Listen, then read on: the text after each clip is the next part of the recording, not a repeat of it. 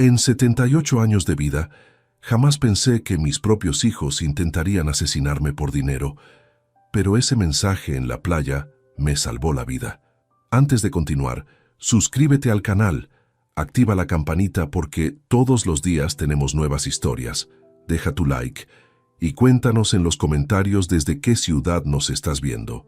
Me llamo Joaquín Morales Serrano, tengo 78 años y lo que voy a contarles cambió mi vida para siempre.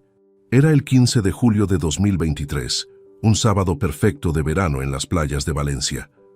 Hacía 2 años que había enviudado desde que perdí a mi querida Rosa en septiembre de 2021 y mis hijos, Sergio, Cristina y Raquel, habían insistido en que pasáramos el día juntos como familia. Debo confesar que me emocioné. Desde la muerte de Rosa, mis relaciones familiares se habían vuelto más distantes. Sergio tenía 55 años y siempre parecía ocupado con sus negocios. Cristina, de 52, vivía absorta en su mundo de lujos. Y Raquel, la menor con 48 años, apenas me visitaba. Pero ese día parecían diferentes, más atentos, más cariñosos. Estábamos instalados bajo una sombrilla azul, cerca del chiringuito El Mediterráneo. El mar estaba tranquilo, las gaviotas volaban en círculos, y yo observaba a las familias disfrutar del día. Mis hijos charlaban animadamente sobre sus vidas, sus trabajos, y por primera vez en mucho tiempo me sentía parte de algo. Fue entonces cuando sonó mi teléfono. Las 14:47 horas exactamente. Un número desconocido. Normalmente no contesto llamadas de números que no reconozco, pero algo me impulsó a mirar el mensaje que acababa de llegar. Sal discretamente, no digas nada a tus hijos. Sentí un escalofrío que no tenía nada que ver con la brisa marina. ¿Quién podía enviarme algo así? ¿Y por qué específicamente mencionar a mis hijos? Miré a Sergio, Cristina y Raquel, que seguían conversando como si nada hubiera pasado, pero ahora sus risas me sonaban extrañas, casi forzadas. El teléfono vibró otra vez. Otro mensaje del mismo número. Es urgente. Tu vida depende de ello. Estoy en el aparcamiento, coche rojo. Confía en mí. Mi corazón comenzó a latir con fuerza. Durante toda mi vida he sido un hombre precavido, pero también he aprendido a confiar en mi instinto. Y mi instinto me gritaba que algo estaba terriblemente mal. Me siento un poco mareado, mentí, levantándome lentamente de la tumbona. Creo que ha sido demasiado sol. Voy a dar un paseo corto para refrescarme. Sergio se incorporó inmediatamente. ¿Quieres que te acompañe, papá? No, respondí con una sonrisa que esperaba pareciera natural. Solo necesito caminar un poco. Volveré enseguida. Cristina me miró con lo que parecía preocupación genuina. Ten cuidado, papá, no te alejes mucho. Caminé hacia el aparcamiento con pasos que intentaba que fueran casuales, pero mi mente corría a 1000 por hora. ¿Quién sabía que estaba aquí? ¿Quién conocía a mis hijos lo suficiente como para enviarme una advertencia tan específica? Entonces la vi. Una mujer de aproximadamente 35 años, cabello castaño recogido en una cola, esperaba junto a un Seat León rojo. Sus ojos mostraban una mezcla de nerviosismo y determinación que reconocí inmediatamente. «¿Nerea?», susurré, incrédulo. Nerea Jiménez Castro trabajaba como empleada doméstica en casa de Sergio desde hacía 8 años. La conocía bien, era una mujer responsable y discreta, madre soltera de una niña llamada Valeria de 8 años. Siempre había mostrado respeto hacia mí, y yo, a cambio, me había asegurado de que Sergio la tratara bien y le pagara un salario justo. «Don Joaquín», dijo con voz temblorosa, «gracias por venir. Sé que esto debe parecerle muy extraño, pero necesito que me escuche con atención. Su vida está en peligro». El mundo pareció detenerse a mi alrededor. El ruido de los niños jugando en la playa, el sonido de las olas, el murmullo de las conversaciones. Todo se desvaneció mientras procesaba sus palabras. «¿De qué estás hablando, Nerea?». Ella miró nerviosamente hacia la playa, donde mis hijos seguramente se preguntaban por qué tardaba tanto. «No podemos hablar aquí. Súbase al coche, por favor. Tengo algo que enseñarle». Mi instinto me decía que confiara en ella. Durante 8 años, Nerea había demostrado ser una persona íntegra y leal. Si se arriesgaba tanto para advertirme de algo, tenía que ser grave. Me subí al asiento del pasajero y ella arrancó inmediatamente. «Don Joaquín», comenzó mientras manejaba hacia una zona más tranquila. «Lo que voy a decirle va a ser muy difícil de creer, pero sus hijos están planeando hacerle daño». Las palabras de Nerea resonaron en mi cabeza como campanas de alarma. Mis hijos, planeando hacerme daño. Era imposible de creer, pero la seriedad en su rostro me obligó a escuchar. Detuvo el coche en una zona industrial apartada, lejos de miradas curiosas. Con manos temblorosas, sacó su teléfono móvil. «Don Joaquín, trabajo en casa de Sergio desde 2015. Ayer, mientras limpiaba su despacho, encontré unos papeles que me hicieron sospechar. Pero lo que descubrí después...» Su voz se quebró. Tomé fotografías como prueba. Deslizó la pantalla y me mostró la primera imagen. Era un documento bancario con mi firma, pero yo no recordaba haberlo firmado jamás. «¿Reconoce esta firma, don Joaquín?» Examiné la pantalla con detenimiento. Era indudablemente mi letra, mi rúbrica característica, pero algo me perturbaba profundamente. La fecha indicaba el 8 de julio de 2023, apenas una semana atrás. «Sí, es mi firma, pero...» Intenté recordar. «Espera, fue el día del asado en casa de Sergio. Me pidieron firmar varios papeles, dijeron que eran trámites rutinarios para el seguro médico familiar». Nerea asintió gravemente. «Eso pensé. Pero mire qué documento firmó realmente». Amplió la imagen. Mis ojos se abrieron con horror. No era ningún seguro médico. Era una autorización de transferencia bancaria por 950.000 euros, toda mi fortuna, los ahorros de una vida entera de trabajo honesto. «Esto no puede ser real», murmuré, sintiendo cómo la sangre se helaba en mis venas. «Hay más», continuó Nerea mostrándome otra fotografía. Esta vez era un poder notarial que me otorgaba poderes absolutos sobre mis bienes a Sergio. Y esto, la tercera imagen, me dejó sin respiración. Era un borrador de testamento, claramente falsificado, donde legaba todo mi patrimonio a mis 3 hijos, eliminando cualquier donación caritativa que había planificado hacer a la parroquia. Pero, ¿cómo es posible? Yo estaba consciente cuando firmé. Recuerdo perfectamente ese día. Nerea me miró con compasión mezclada con urgencia. «Don Joaquín, ¿recuerda sentirse extraño después de comer? Mareos, confusión, somnolencia». Un escalofrío recorrió mi columna vertebral. Efectivamente, recordaba haber sentido un cansancio inusual esa tarde. Había atribuido el malestar al calor y a mi edad, pero ahora pensé que era el vino, admití débilmente. «Encontré esto en la cocina de Sergio», dijo, mostrándome otra foto. Era un frasco pequeño con etiqueta médica. Bromazepam 6 miligramos. También había restos de un líquido incoloro que desconocía. Mi mente trabajaba febrilmente conectando los puntos. El almuerzo familiar tan insistente, mi extraña somnolencia, los documentos que firmé sin leer completamente porque confiaba en mi familia, me drogaron, susurré, más para mí mismo que para ella. «Eso creo. Sí, pero lo peor aún está por venir». Nerea respiró profundamente antes de continuar. «Ayer por la noche, mientras recogía los platos después de cenar, escuché una conversación telefónica de Sergio. Hablaba con alguien sobre una deuda muy grande, don Joaquín. Mencionó la cantidad de 380.000 euros. La cifra me impactó como un puñetazo.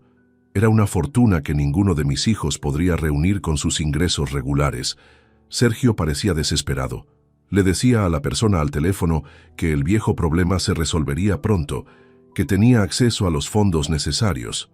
Cuando mencionó su nombre, don Joaquín, supe que tenía que advertirle. «¿A quién le deben tanto dinero?» No estoy completamente segura, pero escuché mencionar nombres que me dieron miedo. Gente del barrio de Vallecas involucrada en préstamos ilegales. Sergio repitió varias veces el nombre Miguel el Navaja. Conocía esa reputación. Valencia tenía sus zonas peligrosas, y los usureros sin escrúpulos eran una realidad que prefería ignorar. Pero ahora esa realidad había alcanzado a mi propia familia. Pero si ya tienen acceso a mi dinero con esos documentos falsificados, ¿Por qué necesitan? Nerea me interrumpió con expresión grave. Porque hay un problema, don Joaquín. Los bancos están siendo más cautelosos con transferencias grandes de personas mayores. Necesitan que usted esté presente, consciente, y ratifique personalmente operaciones superiores a 100.000 euros. Entonces comprendí la magnitud del peligro. No bastaba con haberme drogado una vez para obtener mi firma. Necesitaban mantenerme bajo control, manipulable, quizás permanentemente incapacitado para tomar decisiones independientes. «Hay algo más que debes saber», añadió Nerea con voz apenas audible. «Esta mañana temprano, antes de que salieran hacia la playa, escuché a Cristina hablando por teléfono con alguien. Mencionó algo sobre un plan B en caso de que usted se volviera problemático». «¿Plan B?» No pude escuchar todo claramente, pero mencionó palabras como accidente, escaleras de casa y gerencia rápida. El horror de la situación me golpeó con fuerza total. Mis propios hijos, la sangre de mi sangre, no solo planeaban robarme. Estaban dispuestos a eliminarme si era necesario. Por eso le envié el mensaje, don Joaquín. Ayer por la noche llamé a la policía y les expliqué todo. Están investigando, pero necesitan más pruebas. Hoy temprano me dijeron que vendrían a registrar su casa esta tarde. ¿La policía está involucrada? Sí. El inspector Tomás Guerrero Sánchez está a cargo del caso. Él fue quien me sugirió advertirle discretamente cuando salieran juntos hoy. La policía ya está en camino hacia su domicilio para ejecutar una orden de registro. Mi mente trataba de procesar toda esta información abrumadora. En menos de una hora había pasado de disfrutar un día familiar en la playa a descubrir que mis hijos planeaban drogarme, robarme y posiblemente matarme. ¿Qué hacemos ahora, Nerea? Tenemos que ir directamente a comisaría. El inspector Guerrero quiere tomarle declaración y hacerle análisis de sangre para comprobar si aún quedan restos de las drogas que le administraron la semana pasada. Sentí una mezcla de gratitud y terror. Gratitud hacia esta mujer valiente que había arriesgado todo para salvarme, y terror por la traición inconcebible de mis propios hijos. Gracias, Nerea.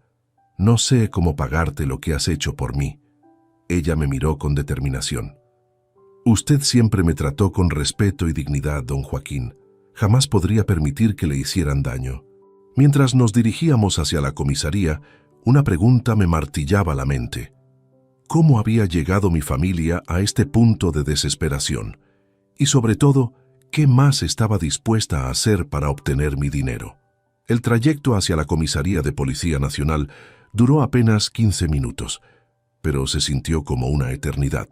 Nerea conducía con nerviosismo evidente, revisando constantemente los espejos retrovisores, mientras yo intentaba asimilar la dimensión real de la conspiración contra mí. «Don Joaquín», dijo rompiendo el silencio tenso, «hay detalles adicionales que debe conocer antes de hablar con el inspector Guerrero. Lo que descubrí es mucho más complejo de lo que imaginé inicialmente». Aparcó en una calle lateral cerca de la comisaría y se giró hacia mí con expresión preocupada. Anoche, después de escuchar esa conversación telefónica de Sergio, decidí investigar más. Esperé hasta que todos durmieran y revisé su despacho minuciosamente. Encontré una carpeta oculta detrás de unos libros. Sacó nuevamente su teléfono y me mostró fotografías de documentos que me helaron la sangre. Eran facturas de compras extravagantes, un Mercedes-Benz último modelo por 95.000 euros a nombre de Sergio, joyas de lujo para Cristina por valor de 45.000 euros y un apartamento en la costa que Raquel había adquirido recientemente por 180.000 euros. Ninguno de sus hijos tiene ingresos suficientes para costear esto, explicó Nerea.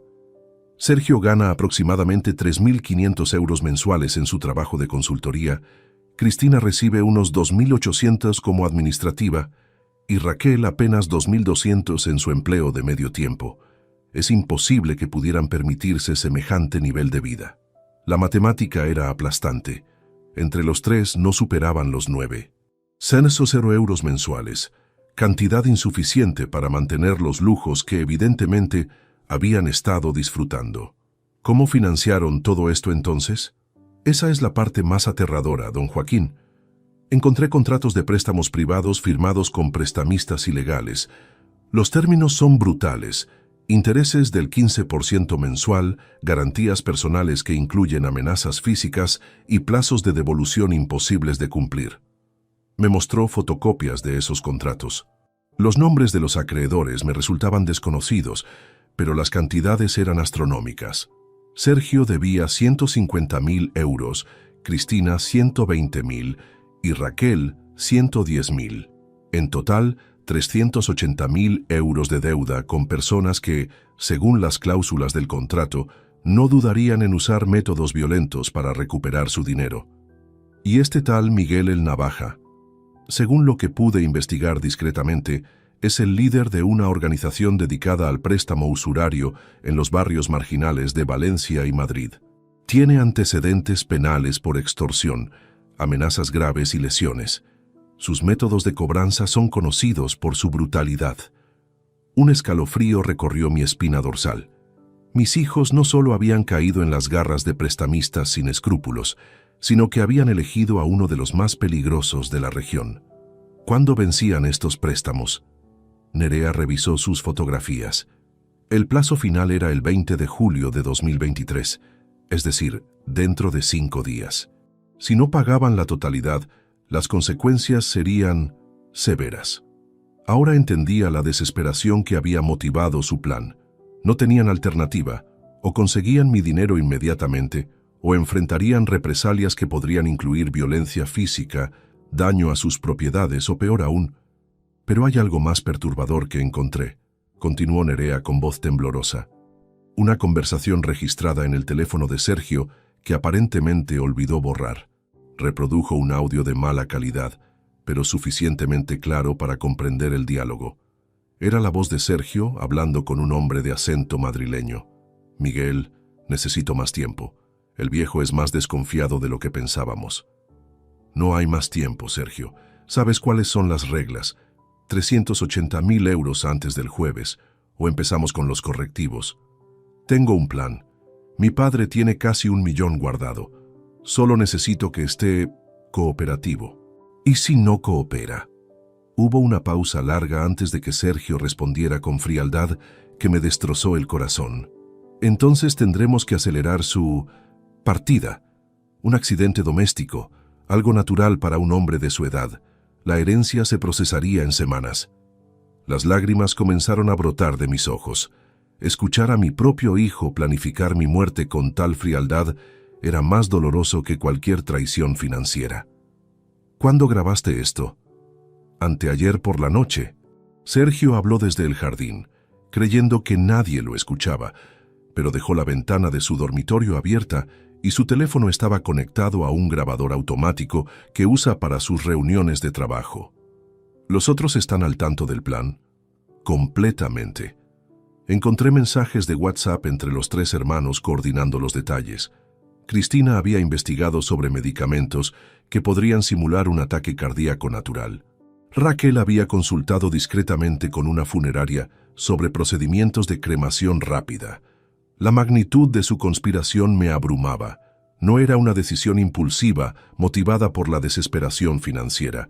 Era un plan meticulosamente elaborado, donde cada hermano tenía responsabilidades específicas para asegurar mi eliminación y el acceso inmediato a mi herencia. ¿Qué tipo de drogas usaron conmigo la semana pasada? Según lo que encontré, una combinación de bromazepam, un ansiolítico poderoso, mezclado con un derivado líquido conocido como cetrolum. Esta segunda sustancia produce confusión temporal, pérdida de memoria a corto plazo y una sensación de confianza excesiva que hace que las víctimas firmen documentos sin cuestionarlos. ¿Dónde consiguieron esas sustancias? Cristina trabaja en una empresa farmacéutica. Tiene acceso a medicamentos controlados y conoce sus efectos. Aparentemente había estado preparando esta mezcla durante semanas. El puzzle comenzaba a completarse. No había sido coincidencia que me invitaran a ese almuerzo familiar, ni que insistieran tanto en que probara el vino especial que habían comprado para la ocasión. Todo había sido calculado para incapacitarme temporalmente y obtener mi firma en documentos que no recordaba haber leído completamente. Nerea, ¿por qué decidiste arriesgarte tanto para ayudarme? Podrías haber simplemente renunciado y buscado otro empleo. Ella me miró con una mezcla de determinación y emoción. Don Joaquín, usted fue la única persona que me trató con dignidad cuando más lo necesitaba. Cuando Valeria nació y me convertí en madre soltera, usted se aseguró de que Sergio me diera permiso de maternidad pagado. Cuando mi hija estuvo enferma el año pasado, usted personalmente pagó las facturas médicas sin que yo se lo pidiera. Sus palabras me conmovieron profundamente. Además, continuó, si permitía que lastimaran a una persona tan buena como usted, ¿qué tipo de ejemplo sería para mi hija? Algunos principios valen más que cualquier empleo. Mientras nos dirigíamos finalmente hacia la entrada de la comisaría, una certeza terrible se asentó en mi mente. La familia que había amado y protegido durante décadas estaba dispuesta a asesinarme por dinero.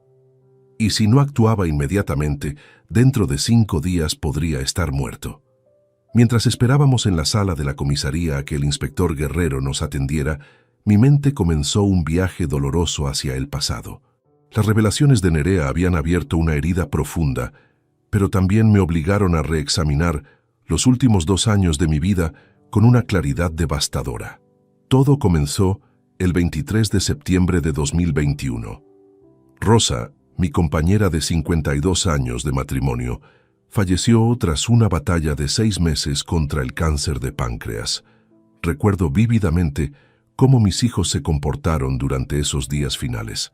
Atentos, cariñosos, aparentemente devastados por la pérdida inminente de su madre. Pero ahora, con esta nueva perspectiva, ciertos detalles que había interpretado como amor filial adquirían un significado siniestro. Durante las últimas semanas de vida de Rosa, Sergio había insistido repetidamente en conocer los detalles financieros familiares. Decía que era importante estar preparado para ayudarme con los trámites burocráticos después del funeral. Cristina había sido quien más preguntaba sobre mis ahorros y planes de jubilación. «Papá, queremos asegurarnos de que tengas todo lo que necesitas», repetía constantemente. En aquel momento, interpreté su insistencia como preocupación genuina por mi bienestar futuro. Raquel, la menor, había sido más sutil. Se ofrecía a acompañarme a citas médicas y reuniones bancarias, siempre con la excusa de apoyar a papá en estos momentos difíciles. Nunca sospeché que estaba memorizando información sobre mis cuentas e inversiones. Los primeros meses después del funeral fueron los más oscuros de mi existencia. La casa se sentía vacía, silenciosa, llena de recuerdos que me ahogaban. Rosa había sido mi ancla, mi razón de levantarme cada mañana. Sin ella, me sumergí en una depresión profunda que casi me consume. Fue entonces cuando encontré refugio en la fe. La parroquia de San Miguel se convirtió en mi santuario. Padre Antonio Romero Gil, un hombre sabio de 65 años, me acogió con comprensión y paciencia. Comencé asistiendo a misa dominical, luego a los servicios entre semana y finalmente me convertí en un feligrés diario. «Don Joaquín», me decía el Padre Antonio, «el dolor que siente es la otra cara del amor que compartió con Rosa. No huya de él, acéptelo como parte de su conexión eterna con ella». Sus palabras me consolaron y gradualmente encontré paz en la oración, en la meditación, en la sensación de formar parte de algo más grande que mi propio sufrimiento. La iglesia me dio estructura cuando mi vida carecía de propósito y comunidad cuando la soledad amenazaba con destruirme. Durante este período de renovación espiritual, mis hijos intensificaron sus visitas. Al principio me emocioné pensando que finalmente habíamos desarrollado los vínculos familiares que Rosa siempre había deseado. Sergio venía los martes por la tarde, Cristina los jueves y Raquel los sábados. Parecía una rutina perfecta de apoyo familiar. Pero ahora, recordando esas visitas con nueva perspectiva, reconocía patrones inquietantes.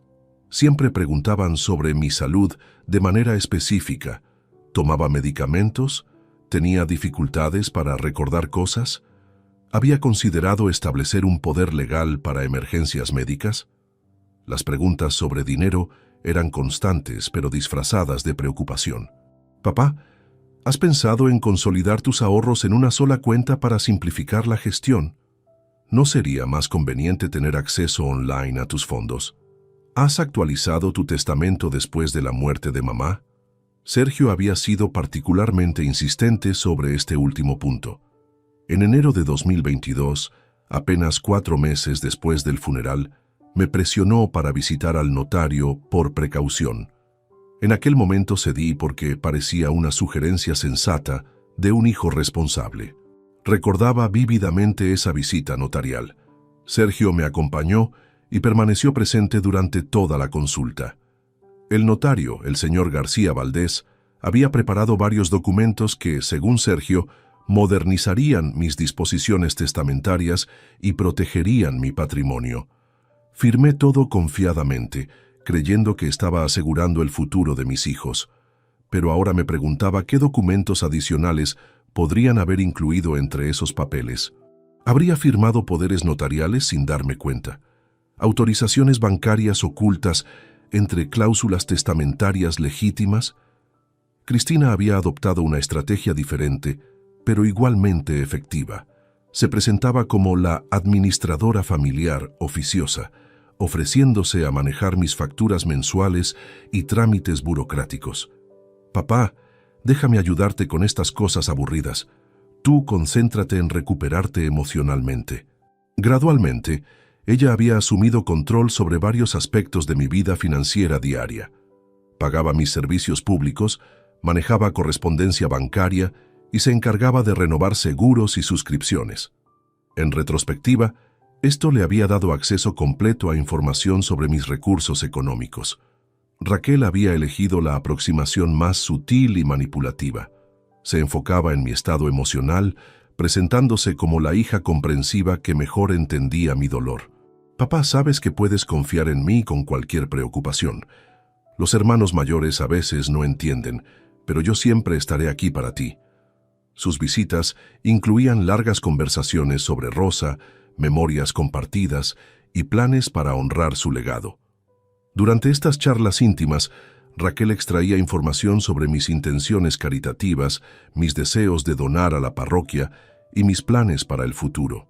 Ahora comprendía que cada hijo había desarrollado una especialidad dentro de su conspiración. Sergio manejaba los aspectos legales y notariales, Cristina controlaba la administración financiera cotidiana y Raquel manipulaba mi estado emocional para mantenerme vulnerable y confiado. El cambio más significativo había ocurrido en los últimos 6 meses. Sus visitas se volvieron más frecuentes, pero también más tensas. Notaba intercambios de miradas entre ellos, conversaciones que se interrumpían abruptamente cuando entraba en la habitación y un nivel de estrés que no sabía cómo interpretar. En junio de 2023, Sergio había sugerido esas reuniones familiares regulares en su casa.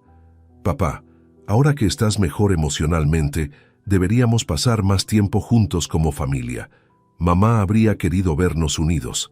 Esos almuerzos dominicales en casa de Sergio se convirtieron en eventos semanales que yo esperaba con alegría genuina. Finalmente, parecíamos haber encontrado la armonía familiar que Rosa había soñado. Pero evidentemente, para mis hijos, esos encuentros tenían un propósito completamente diferente: estudiar mis rutinas, evaluar mi estado mental y preparar el terreno para su plan final. El almuerzo del 8 de julio, cuando me drogaron para obtener mi firma, había sido simplemente la culminación de meses de preparación meticulosa.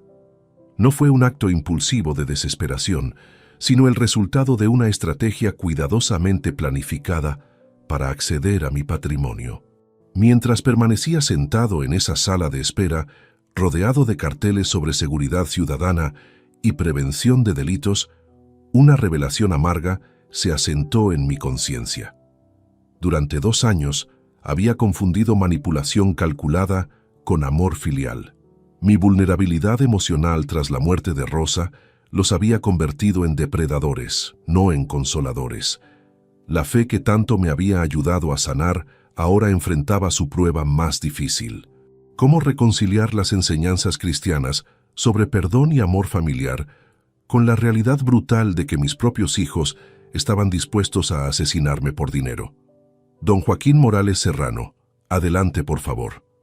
La voz del inspector Tomás Guerrero Sánchez resonó en la sala de espera con autoridad profesional. Era un hombre de aproximadamente 50 años, altura media, complexión robusta y mirada penetrante que inspiraba confianza inmediata.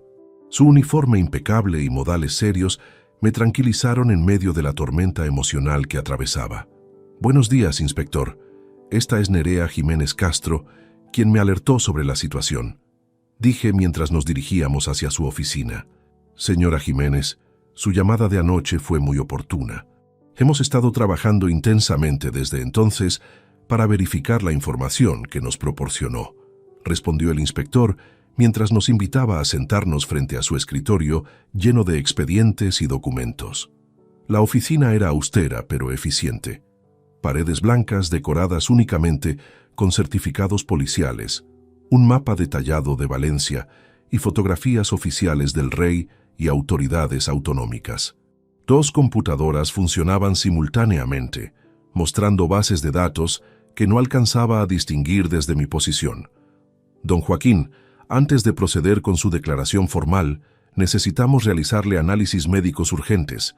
Nuestro equipo forense requiere muestras sanguíneas y capilares para detectar posibles residuos de sustancias que puedan haber sido administradas sin su consentimiento. ¿Aún es posible detectar algo después de una semana?, pregunté con inquietud. Dependiendo de las sustancias utilizadas, sí. El bromazepam puede permanecer detectable en sangre durante 3-7 días y ciertos metabolitos persisten en cabello hasta 3 meses. Si realmente le suministraron la combinación que describe la señora Jiménez, encontraremos evidencia. Un técnico forense ingresó portando un maletín médico profesional. El procedimiento fue rápido pero minucioso. Extracción sanguínea, muestras capilares y un examen físico básico para evaluar mi estado general de salud. Durante el proceso, el inspector continuó explicándome los pasos legales que seguirían. Basándonos en las pruebas fotográficas que nos proporcionó la señora Jiménez, obtuvimos una orden judicial para intervenir las comunicaciones de sus hijos y registrar sus domicilios. El operativo comenzó hace 2 horas. ¿Ya están en mi casa? Efectivamente. Un equipo especializado está ejecutando registros simultáneos en las residencias de Sergio, Cristina y Raquel. También hemos solicitado al Banco Santander congelamiento preventivo de todas sus cuentas para evitar transferencias no autorizadas mientras se desarrolla la investigación. La eficiencia policial me sorprendió gratamente. En menos de 24 horas desde la llamada de Nerea, habían organizado una operación compleja que protegía mis intereses y buscaba evidencia adicional contra mis hijos. Inspector, ¿qué sucederá cuando mis hijos regresen de la playa y descubran el registro? Hemos coordinado la operación para que coincida con su ausencia. Nuestros agentes tienen órdenes de completar el registro antes de que retornen. Sin embargo, necesitamos su cooperación para una fase crucial del plan. Guerrero se inclinó hacia adelante, adoptando una postura más confidencial. Don Joaquín, queremos organizar una operación controlada que nos permita obtener confesiones directas de sus hijos. Las pruebas documentales son sólidas, pero testimonios grabados fortalecerían considerablemente el caso judicial. ¿Qué tipo de operación? Necesitaríamos que regrese a casa de Sergio esta noche, aparentando normalidad, pero portando dispositivos de grabación ocultos. Si conseguimos que admitan verbalmente el plan, tendremos evidencia irrefutable de conspiración para cometer fraude y posiblemente homicidio premeditado. La propuesta me aterrorizó. Regresar voluntariamente al lugar donde mis propios hijos habían planeado drogarme nuevamente, sabiendo que estaban desesperados y que el plazo de sus deudas vencía en días, parecía extremadamente peligroso. No hay alternativas menos arriesgadas. Comprendo su preocupación, pero consideremos la situación legal actual, explicó el inspector consultando sus notas. Tenemos evidencia documental de falsificación, fotografías de sustancias controladas y grabaciones telefónicas comprometedoras. Sin embargo, Un abogado competente podría argumentar que usted firmó esos documentos conscientemente, que las medicinas son de uso médico legítimo y que las conversaciones grabadas son interpretables de múltiples maneras. Nerea, quien había permanecido silenciosa durante la conversación, intervino con determinación. Don Joaquín, yo estaré allí para protegerlo. Puedo asegurarme de que no consuma nada que ellos le ofrezcan y mantener comunicación constante con la policía. La señora Jiménez tiene razón, confirmó Guerrero. Ella sería nuestra colaboradora oficial en la operación. Además, instalaremos equipos de vigilancia externa y tendremos unidades de intervención rápida posicionadas en un radio de 2 cuadras. ¿Qué sucede si algo sale mal? Si se dan cuenta de la grabación o si deciden acelerar su plan. Hemos considerado esos riesgos. Usted portaría un dispositivo de emergencia que activaría intervención inmediata si presiona un botón específico.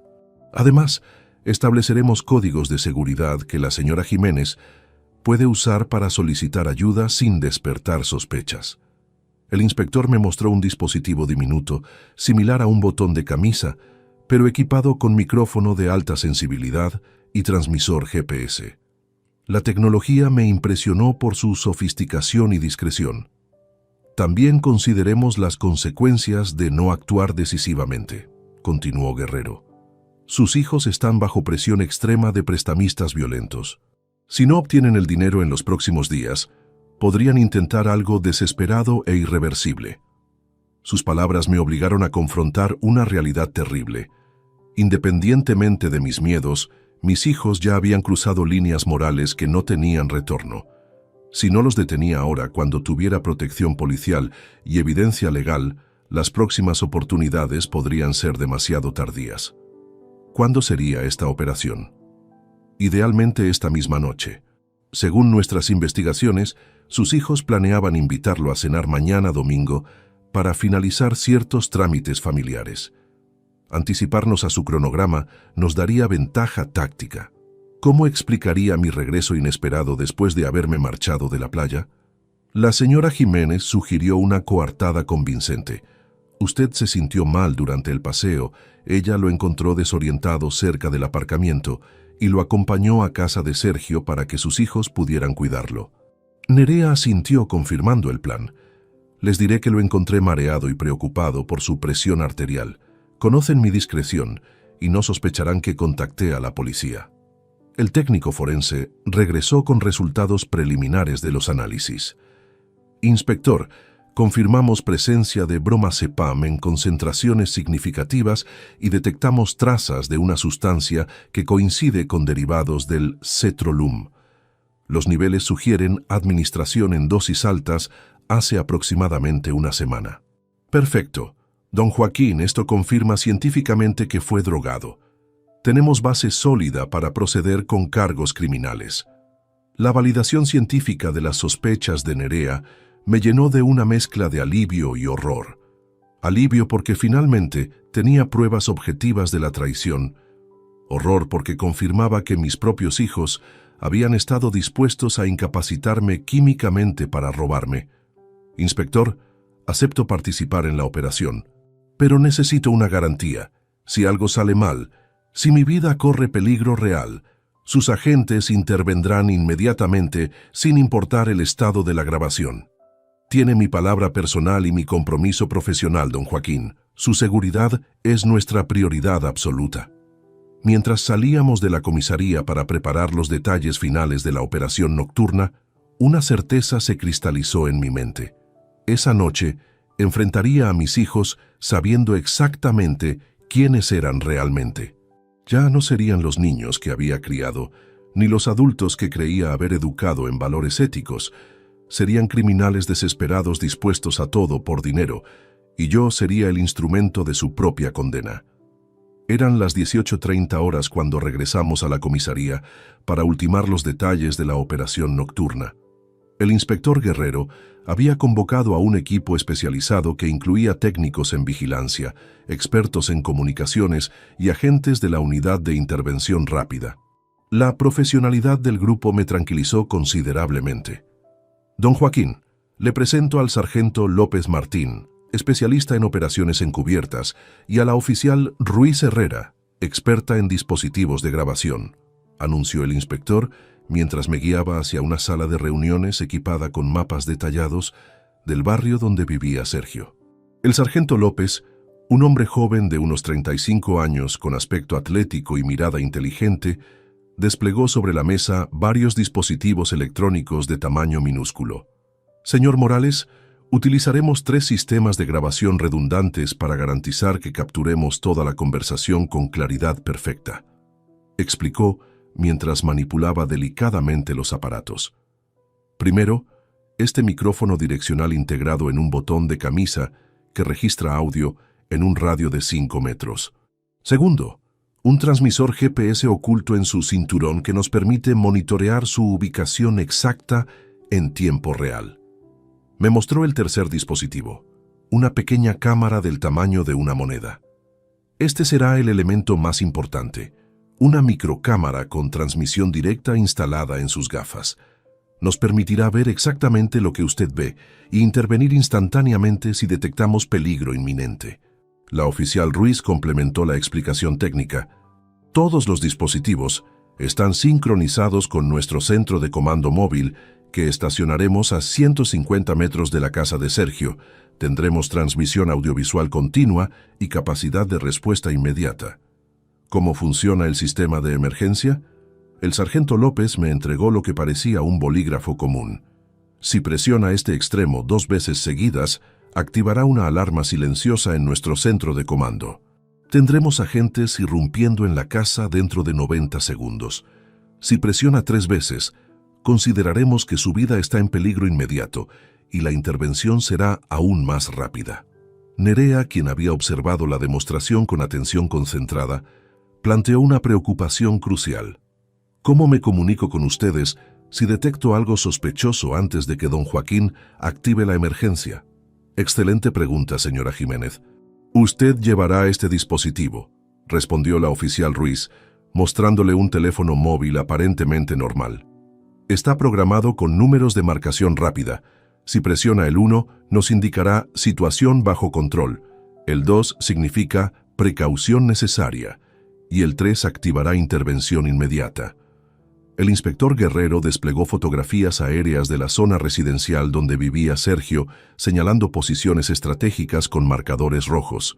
Tendremos 6 agentes distribuidos en 3 vehículos camuflados, una furgoneta de reparto estacionada frente al parque, un automóvil particular en la esquina sureste y una motocicleta de mantenimiento eléctrico en la calle posterior. Todos los accesos estarán vigilados. ¿Qué sucede si mis hijos sospechan algo inusual en mi comportamiento? Hemos preparado una coartada creíble para explicar cualquier nerviosismo, respondió el sargento López, consultando sus notas. Si parecen extrañados por su actitud, pueden atribuirlo al susto médico que sufrió en la playa. Es natural que alguien de su edad se sienta alterado después de un episodio de mareos. Nerea complementó la estrategia. Yo les explicaré que lo encontré muy preocupado por su salud y que insistió en regresar para estar cerca de su familia. Conocen mi personalidad cuidadosa y no cuestionarán mi versión. ¿A qué hora debemos llegar a casa de Sergio? El inspector verificó su reloj. Nuestros agentes de vigilancia confirman que sus hijos regresaron de la playa hace 1 hora. Según los micrófonos que instalamos durante el registro matutino, están discutiendo sobre su desaparición inesperada. Parecen nerviosos, pero no sospechosos. ¿Lograron encontrar evidencia adicional durante el registro? Considerablemente. Encontramos la carpeta oculta que mencionó la señora Jiménez, más 3 teléfonos móviles adicionales que contenían comunicaciones con prestamistas ilegales. También localizamos un frasco de Cetrolum en el refrigerador de Sergio, etiquetado como medicina para papá. La revelación me impactó profundamente. Habían sido tan calculadores que incluso habían preparado medicamentos falsificados específicamente para drogarme repetidamente. ¿Qué tipo de conversación esperan que mantenga con ellos? Idealmente queremos que mencione preocupaciones sobre su testamento o sus ahorros, explicó el sargento López. Si expresas inquietudes sobre la seguridad de tu dinero, probablemente intentarán tranquilizarte ofreciendo ayuda para gestionarlo. Esa será nuestra oportunidad de grabar confesiones incriminatorias. La oficial Ruiz añadió: también sería útil que mencione sentirse confundido sobre documentos que recuerda haber firmado recientemente. Si les preocupa que esté cuestionando las firmas del 8 de julio, podrían revelar detalles sobre cómo las obtuvieron. ¿Debo confrontarlos directamente sobre mis sospechas? Absolutamente no, respondió categóricamente el inspector Guerrero. Cualquier confrontación directa los pondría en alerta máxima y podría provocar reacciones violentas. Mantenga una actitud de abuelo preocupado pero confiado. Permita que sean ellos quienes revelen información comprometedora. Nerea intervino con una sugerencia práctica. Don Joaquín podría mencionar que se siente agradecido por tener hijos tan responsables que lo cuidan. Eso podría hacer que bajen la guardia y hablen más libremente sobre sus planes para protegerlo. ¿Cuánto tiempo debería durar la visita? Entre 1 y 2 horas, calculó el sargento López. Suficiente tiempo para obtener grabaciones sustanciales, pero no tanto como para generar sospechas sobre por qué permanece allí más de lo habitual. El inspector me entregó un sobre sellado. Don Joaquín, estas son las transcripciones de las conversaciones telefónicas que interceptamos hoy entre sus hijos y Miguel el Navaja. Las amenazas se han intensificado considerablemente. Leí con horror fragmentos de diálogos donde ese tal Miguel exigía el pago inmediato y describía con detalle sádico las consecuencias del incumplimiento. No eran amenazas vacías, eran promesas específicas de violencia física que incluían a toda la familia. ¿Cuándo planean intervenir a este Miguel el Navaja? Simultáneamente con la operación de esta noche. Mientras grabamos las confesiones de sus hijos, otro equipo arrestará a Miguel y su organización en Vallecas. Queremos desmantelar toda la red de una sola vez. La complejidad de la operación me impresionó. No era simplemente un caso de fraude familiar, era una investigación integral contra una organización criminal que había extendido sus tentáculos hacia múltiples víctimas. ¿Está preparado mentalmente para esto, don Joaquín?, preguntó la oficial Ruiz con genuina preocupación. Escuchar a sus propios hijos confesar planes para asesinarlo será emocionalmente devastador. Su pregunta me obligó a reflexionar sobre la fortaleza interior que necesitaría para completar esta misión. Durante los últimos 2 años, mi fe renovada me había enseñado sobre perdón y compasión, pero también sobre justicia y protección de los inocentes. Oficial, he vivido 78 años y criado 3 hijos creyendo en valores como honestidad, lealtad familiar y respeto por la vida. Descubrir que mis propios hijos han traicionado esos principios es doloroso, pero permitir que continúen haciéndolo sería una traición a todo lo que mi esposa y yo tratamos de enseñarles. Nerea me tomó de la mano con gesto de apoyo. Don Joaquín, recuerde que no está solo en esto. Todos estamos aquí para protegerlo y asegurar que la justicia prevalezca. El inspector Guerrero verificó los relojes de todos los participantes. Son las 19:15. Iniciaremos el despliegue a las 19:30. Don Joaquín y la señora Jiménez llegarán a casa de Sergio a las 20:00 horas exactamente. Para entonces, todos nuestros sistemas estarán operativos y listos. Mientras me colocaban discretamente los dispositivos de grabación y verificaban su funcionamiento, una mezcla de terror y determinación llenaba mi pecho. En menos de 1 hora enfrentaría a mis hijos, sabiendo que podría ser la última conversación que tendríamos como familia. Después de esta noche, serían simplemente criminales que habían intentado asesinar a su propio padre por dinero. A las 20:00 horas exactas, Nerea detuvo su automóvil frente a la casa de Sergio. Mi corazón palpitaba con tal intensidad que temía que los dispositivos de grabación captaran su ritmo acelerado. La vivienda de 2 plantas, con fachada moderna de ladrillo claro y jardín cuidadosamente mantenido, se veía exactamente igual que siempre, pero ahora la percibía como el escenario de una confrontación que definiría el resto de mi existencia. Las luces del salón principal estaban encendidas, proyectando un resplandor cálido que en otras circunstancias habría resultado acogedor. Esta noche, sin embargo, esa luminosidad me parecía siniestra, como el brillo engañoso de una trampa cuidadosamente preparada. Don Joaquín, recuerde actuar con naturalidad. susurró Nerea mientras verificaba discretamente su teléfono de emergencia. Yo me encargaré de todo lo relacionado con bebidas y comida. No toque nada que no haya pasado primero por mis manos. Respiré profundamente. Ajusté mis gafas equipadas con la microcámara y toqué suavemente el bolígrafo de emergencia en mi bolsillo derecho para confirmar su ubicación. Los cables del micrófono del botón se sentían extraños contra mi pecho, pero esperaba que mi camisa los disimulara adecuadamente. La puerta se abrió antes de que pudiéramos llamar. Sergio apareció con una expresión que combinaba alivio fingido y preocupación aparente. «Papá, gracias a Dios que estás bien. Nos tenías preocupadísimos cuando desapareciste de la playa sin avisar», exclamó mientras me abrazaba con una efusividad que me resultó completamente falsa ahora que conocía sus verdaderas intenciones. «Nerea me encontró mareado cerca del aparcamiento», expliqué siguiendo el guión preparado. Me sentí confundido y desorientado. Creo que fue demasiado sol para alguien de mi edad. Cristina apareció desde la cocina, secándose las manos con un delantal floreado. Su sonrisa parecía genuinamente aliviada, lo cual me desconcertó momentáneamente. ¿Era posible que mantuviera algún vestigio de amor filial auténtico o simplemente era una actriz consumada? «Papá, qué susto nos diste. Raquel está en el salón. Estaba a punto de llamar a los hospitales para preguntarles si habías ingresado», dijo acercándose para examinar mi rostro con lo que parecía preocupación médica profesional. Raquel surgió del interior de la casa prácticamente corriendo. Sus ojos mostraban una ansiedad que podría interpretarse como amor filial, pero que ahora sospechaba tenía motivaciones completamente diferentes. «Papá, ¿te sientes mejor? ¿Necesitas que te lleve al médico? Tu presión arterial ha estado irregular últimamente», preguntó mientras me tomaba del brazo con delicadeza exagerada. «Estoy bien, hija. Solo necesito descansar un poco y quizás beber algo fresco», respondí permitiendo que me guiaran hacia el salón principal.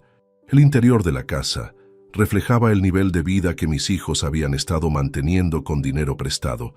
Muebles de cuero italiano, una televisión de pantalla gigante, decoraciones que evidentemente costaban más que el salario mensual de cualquiera de ellos. Cada objeto me recordaba que habían estado viviendo una mentira financiera insostenible. «Nerea, por favor, trae agua mineral del refrigerador», pidió Sergio con tono aparentemente casual, pero yo detecté una tensión subyacente en su voz. «Por supuesto, señor Sergio», respondió Nerea dirigiéndose hacia la cocina. Había sido específicamente instruida para controlar todo lo que me ofrecieran de beber. Me senté en el sofá principal, desde donde podía observar las expresiones de mis 3 hijos. Cristina se acomodó a mi derecha, Raquel a mi izquierda, y Sergio permaneció de pie frente a mí, adoptando inconscientemente una posición dominante que me resultó reveladora. «Papá, hemos estado discutiendo sobre tu situación financiera», comenzó Sergio con tono aparentemente preocupado. «A tu edad manejar tantos ahorros y decisiones bancarias complejas debe ser estresante». «¿Por qué mencionas eso ahora?», pregunté fingiendo sorpresa inocente. Cristina intervino con suavidad calculada. «Papá, sabemos que mamá siempre se encargaba de muchos trámites burocráticos. Sin ella, debes sentirte abrumado por tanta responsabilidad financiera. Es cierto que algunas cosas se han vuelto más complicadas», admití, siguiendo la estrategia sugerida por los policías. «Últimamente me siento confundido sobre algunos documentos que recuerdo haber firmado». Los 3 intercambiaron miradas rápidas que la microcámara definitivamente habría capturado. Sergio se aclaró la garganta antes de responder. «¿Qué tipo de documentos te preocupan, papá?». «Bueno, recuerdo haber firmado papeles hace una semana durante nuestro almuerzo familiar, pero no logro recordar exactamente qué eran. Mi memoria no es la misma de antes», dije observando cuidadosamente sus reacciones. Raquel se inclinó hacia mí con expresión comprensiva. «Papá, esos eran documentos de actualización para tu seguro médico. Nada importante, solo trámites rutinarios que nosotros nos encargamos de gestionar para ayudarte». Pero tengo la sensación de que había números grandes, cantidades que me parecieron significativas, insistí, manteniendo un tono de confusión genuina. Sergio se sentó en el sillón frente a mí, adoptando una postura que pretendía ser relajada, pero que evidenciaba tensión muscular. Papá, quizás es momento de que consideremos establecer un sistema más simple para manejar tus finanzas. Algo que te quite presión y te permita disfrutar tu jubilación sin preocupaciones administrativas. Nerea regresó con una botella de agua mineral sellada que abrió delante de mí antes de servirme un vaso. Sus movimientos eran deliberados y cuidadosos, asegurándose de que yo pudiera observar que el líquido no había sido manipulado. ¿Qué tipo de sistema sugieren?, pregunté tomando un sorbo del agua. Cristina se animó visiblemente. Podríamos establecer una cuenta mancomunada donde uno de nosotros tenga autorización para manejar tus gastos cotidianos. Eso te liberaría de tener que recordar facturas, inversiones y trámites bancarios. ¿Una cuenta mancomunada? ¿No perdería control sobre mi propio dinero? Para nada, papá, respondió Raquel con falsa dulzura. Sería simplemente una herramienta administrativa. Tú mantendrías la propiedad absoluta. Nosotros solo te ayudaríamos con la gestión diaria. Además, añadió Sergio inclinándose hacia adelante, considerando tu episodio de hoy en la playa, quizás sería prudente tener contingencias establecidas, por tu propia seguridad y tranquilidad. ¿Qué tipo de contingencias? Bueno, si tuvieras otro episodio de confusión o si tu salud se complicara temporalmente, necesitarías que alguien de confianza pudiera acceder a tus recursos para pagar medicamentos, tratamientos médicos urgentes o cualquier emergencia, explicó Cristina con tono aparentemente lógico. La conversación estaba desarrollándose exactamente como los policías habían anticipado. Mis hijos estaban presentando argumentos aparentemente razonables para obtener control sobre mi patrimonio. Pero ahora yo conocía sus verdaderas motivaciones. ¿Cuánto dinero creen que sería necesario mantener en esa cuenta mancomunada?, pregunté fingiendo consideración genuina. Sergio intercambió otra mirada rápida con sus hermanas antes de responder. Para ser completamente seguros, quizás la mayor parte de tus ahorros. De esa manera, estarías protegido contra cualquier eventualidad. La mayor parte. Estamos hablando de los 950.000 euros que tengo guardados. El silencio que siguió fue ensordecedor. Acababa de confirmar la cantidad exacta de mi patrimonio, información que ellos necesitaban verificar para finalizar sus planes. Papá, ¿cómo sabes esa cifra tan específica?, preguntó Raquel con curiosidad que no logró disimular completamente. La semana pasada revisé mis estados de cuenta. Fue después de nuestro almuerzo familiar, cuando me sentí tan extraño y somnoliento. Por alguna razón esa noche tuve insomnio y decidí verificar mis finanzas. Los tres se pusieron visiblemente nerviosos. Si realmente había revisado mis cuentas después del 8 de julio, habría descubierto las discrepancias causadas por los documentos que me habían hecho firmar bajo efectos de drogas. ¿Encontraste algo inusual en tus cuentas?, preguntó Cristina con voz ligeramente temblorosa. Bueno, había algunos movimientos que no recordaba haber autorizado, respondí observando cómo la tensión se intensificaba palpablemente en la habitación. Sergio se levantó abruptamente y comenzó a caminar hacia la ventana. Papá, a veces los bancos procesan transacciones con delays. Es normal que veas movimientos que corresponden a autorizaciones previas. ¿Transacciones de cientos de miles de euros? El silencio volvió a apoderarse del salón. Acababa de cruzar una línea que los forzaría a revelar información comprometedora o a admitir su participación en las irregularidades financieras. La atmósfera en el salón se había vuelto densa como la niebla matutina. Mis tres hijos intercambiaban miradas cargadas de significado que yo ahora podía interpretar con claridad aterradora. Sergio dejó de caminar y se giró hacia mí con una expresión que intentaba mantener la calma, pero sus ojos traicionaban la desesperación creciente. Papá, creo que hay un malentendido sobre esos movimientos bancarios, dijo regresando lentamente hacia su asiento, como un depredador que evalúa a su presa. Quizás deberíamos aclarar exactamente qué viste en tus estados de cuenta. Vi transferencias por montos considerables que no recordaba haber autorizado, repetí, manteniendo el tono de confusión vulnerable que había caracterizado toda mi actuación.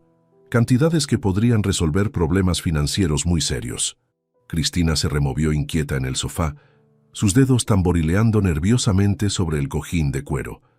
Papá, a veces firmamos documentos bancarios sin prestar atención completa a los detalles. Es normal a nuestra edad. A tu edad, quiero decir. ¿Mi edad? ¿Insinúas que mi mente ya no funciona correctamente? Raquel intervino rápidamente, tratando de suavizar el comentario de su hermana. Por supuesto que no, papá. Cristina solo quiere decir que manejar finanzas complejas puede ser estresante para cualquiera. Pero ustedes parecen saber más sobre mis finanzas de lo que yo mismo recuerdo, observé, permitiendo que una nota de sospecha filtrara mi voz por primera vez en la conversación. El silencio que siguió se extendió durante varios segundos incómodos. Pude ver cómo los tres hermanos se comunicaban a través de miradas, llegando aparentemente a algún tipo de consenso no verbal. Sergio respiró profundamente y adoptó una postura más directa. Papá, necesitamos ser honestos contigo sobre nuestra situación familiar. ¿Qué situación? Los tres hemos tenido algunos problemas financieros recientemente, admitió con voz tensa. Nada grave, solo algunas deudas que se acumularon más rápido de lo que anticipamos. Cristina asintió apoyando la versión de su hermano. Papá, sabes que siempre hemos sido responsables, pero la situación económica actual ha sido difícil para todos. Los gastos aumentaron, los salarios no crecieron al mismo ritmo. ¿Qué tipo de deudas?, pregunté fingiendo preocupación paternal genuina. Raquel intercambió una mirada significativa con Sergio antes de responder. Préstamos para las casas, los coches, algunas inversiones que no resultaron como esperábamos. ¿Cuánto deben en total? La pregunta cayó como una bomba en el salón. Los tres se tensaron visiblemente y por varios segundos nadie respondió.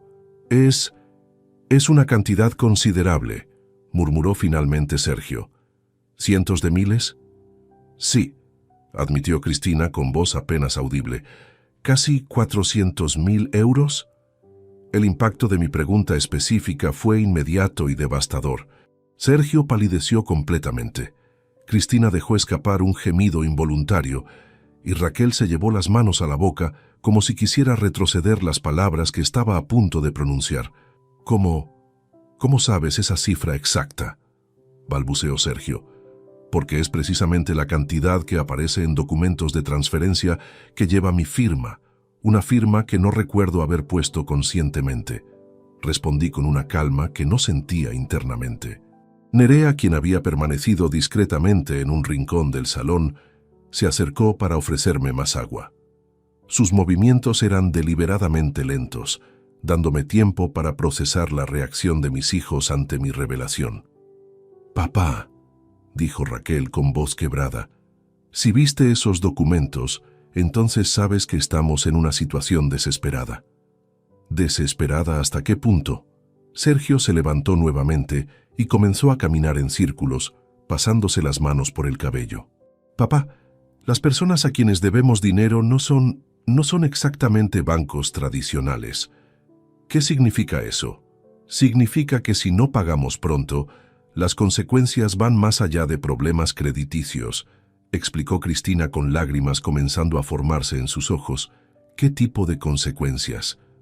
Raquel sollozó antes de responder. Papá, nos amenazaron.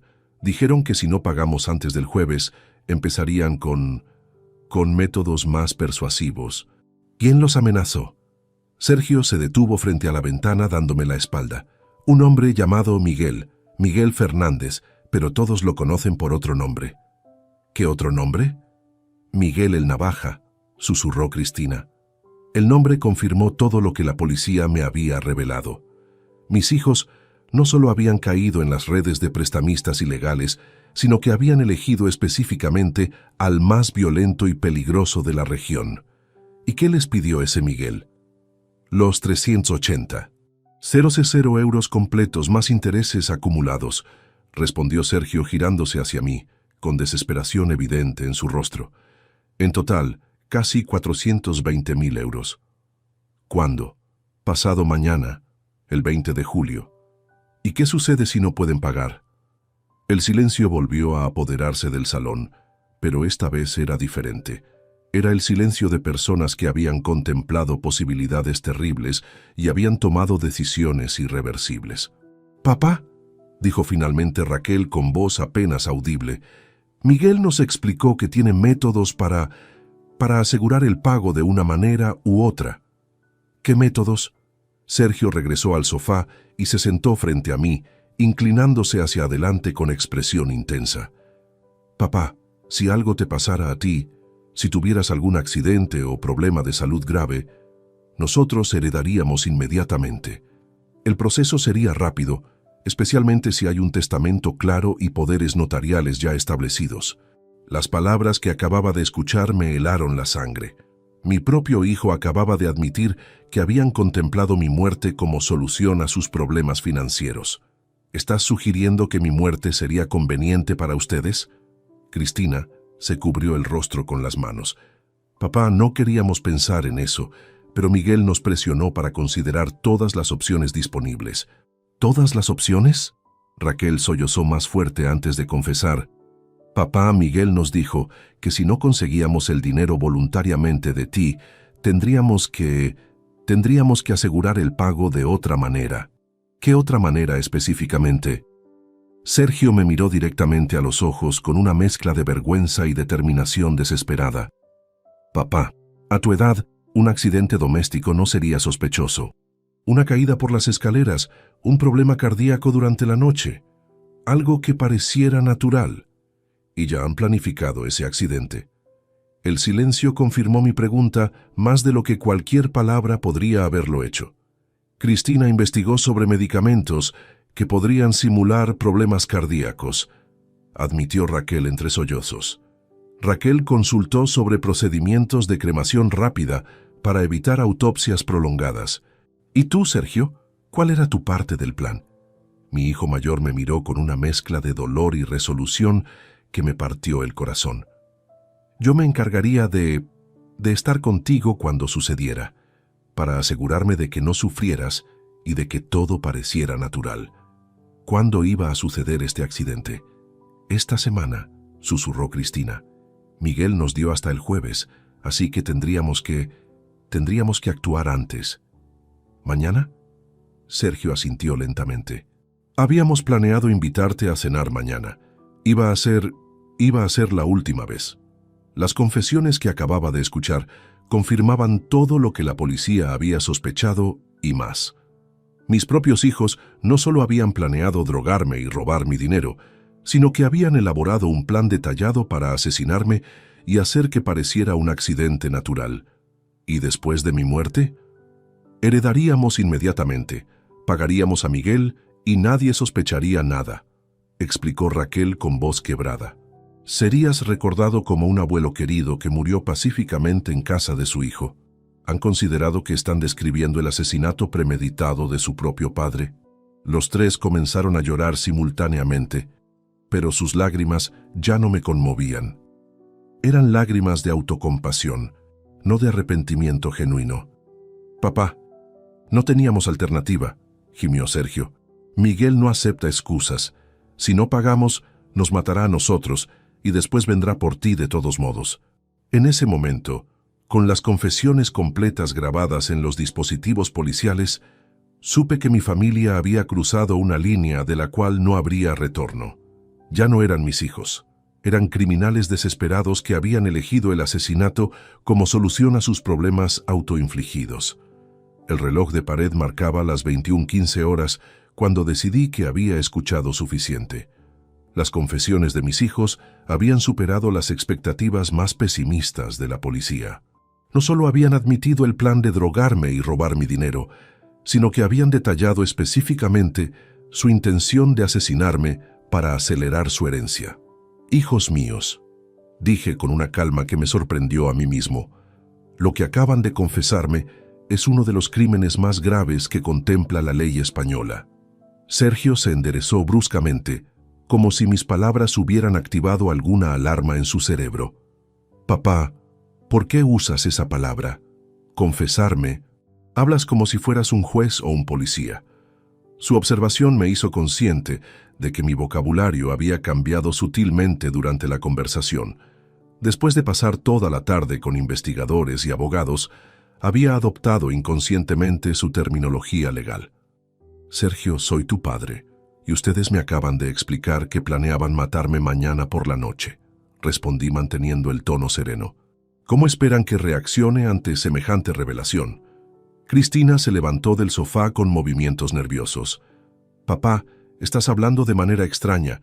Normalmente eres más emocional cuando discutimos problemas familiares graves. Raquel también se puso de pie, estudiando mi rostro con atención creciente. Papá, ¿te sientes bien? Hay algo diferente en tu comportamiento desde que llegaste. La tensión en la habitación comenzó a transformarse. Mis hijos estaban transitando de la culpa confesional hacia la sospecha defensiva. Sus instintos de supervivencia se activaban al detectar inconsistencias en mi actuación.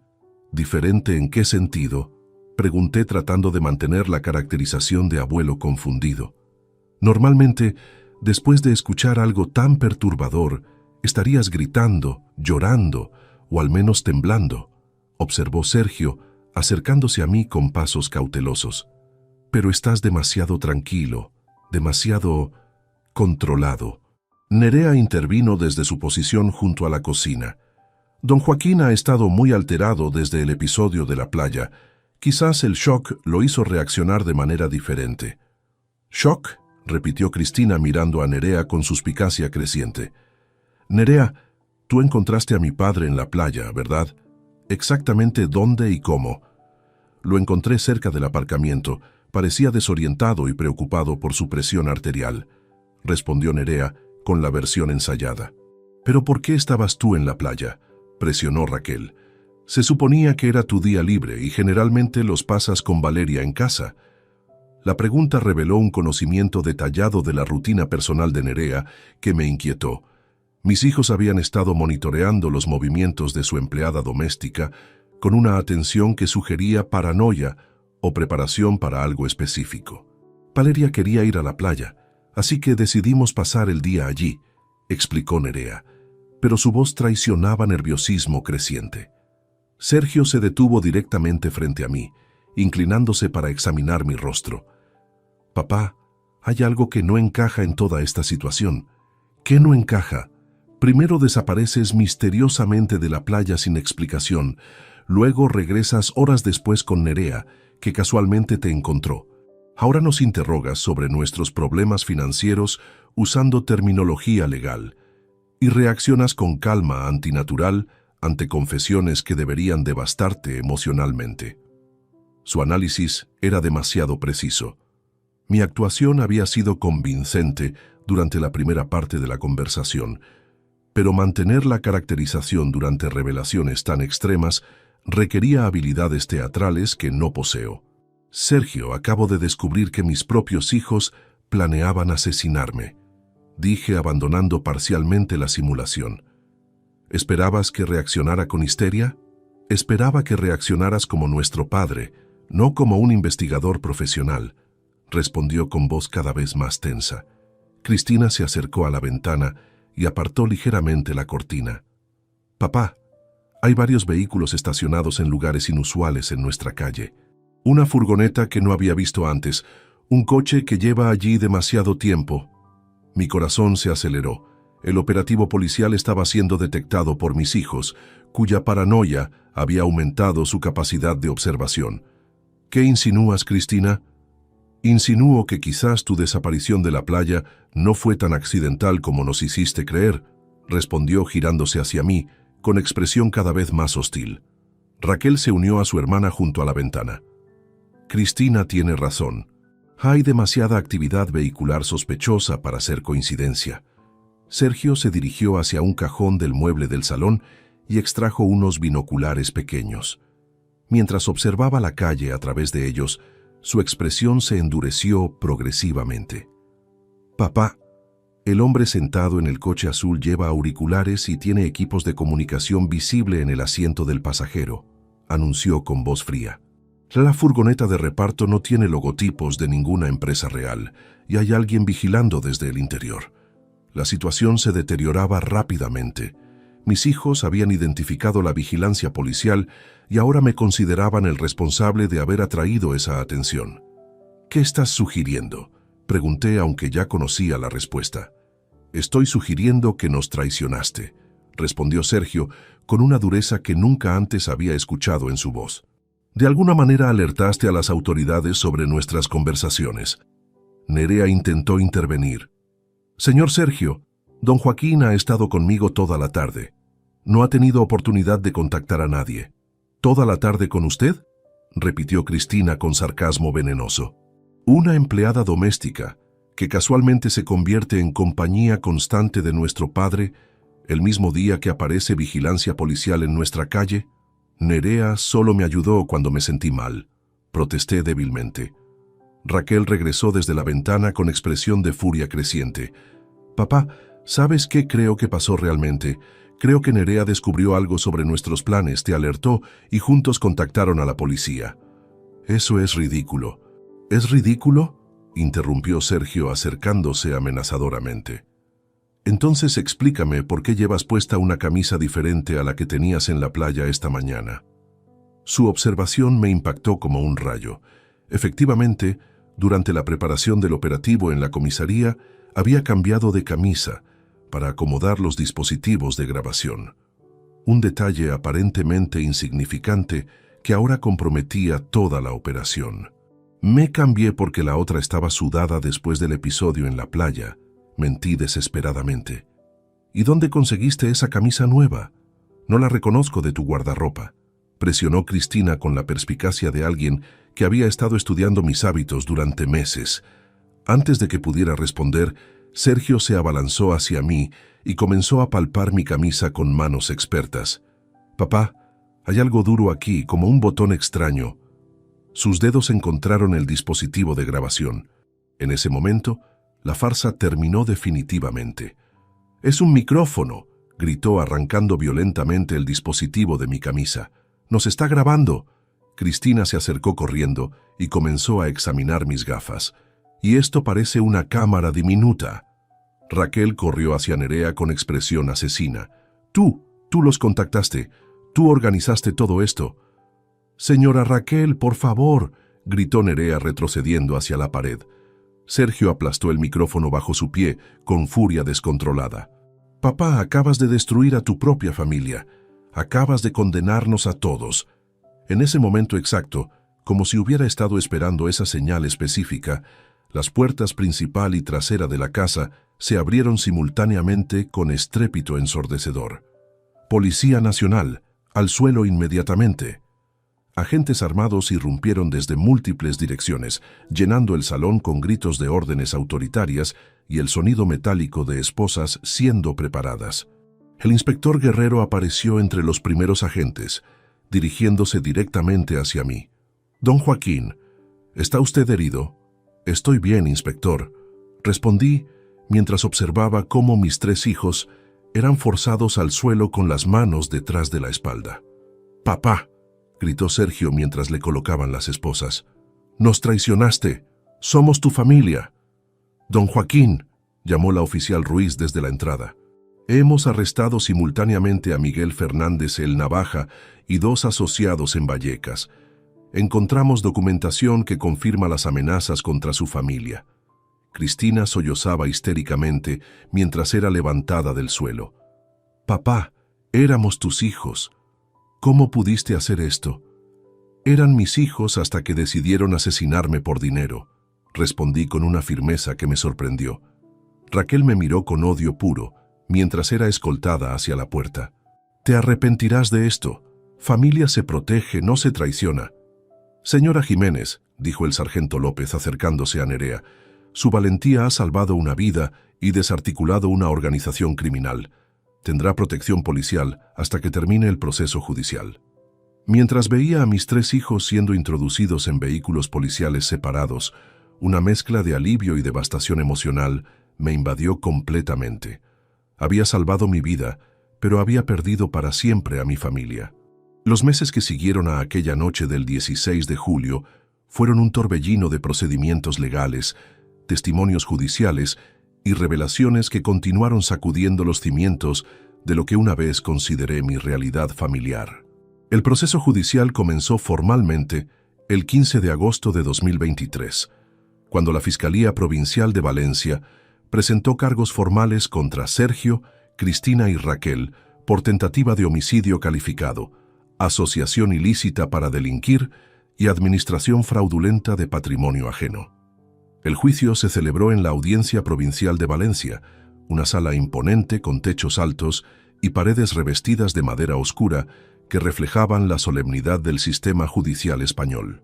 Durante las primeras sesiones, tuve que enfrentar la experiencia surreal de testificar contra mis propios hijos, sentados en el banquillo de los acusados, con uniformes carcelarios y expresiones que alternaban entre la vergüenza y el rencor. La fiscal Carmen Vidal Ruiz, una mujer de 45 años con reputación de dureza inquebrantable en casos de violencia familiar, presentó un caso devastadoramente sólido. Las grabaciones obtenidas durante la operación policial fueron reproducidas íntegramente ante el tribunal, causando visibles escalofríos entre los miembros del jurado cuando escucharon a mis hijos planificar mi asesinato con frialdad calculada. Señorías, declaró la fiscal durante su alegato inicial, nos encontramos ante uno de los casos más execrables de traición familiar que han llegado a estas salas.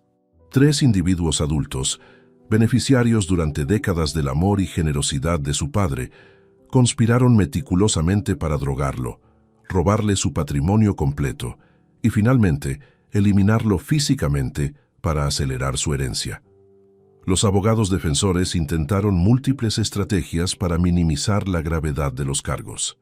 El letrado de Sergio argumentó que las deudas con prestamistas violentos habían colocado a sus clientes en una situación de coacción externa que limitaba su capacidad de decisión racional.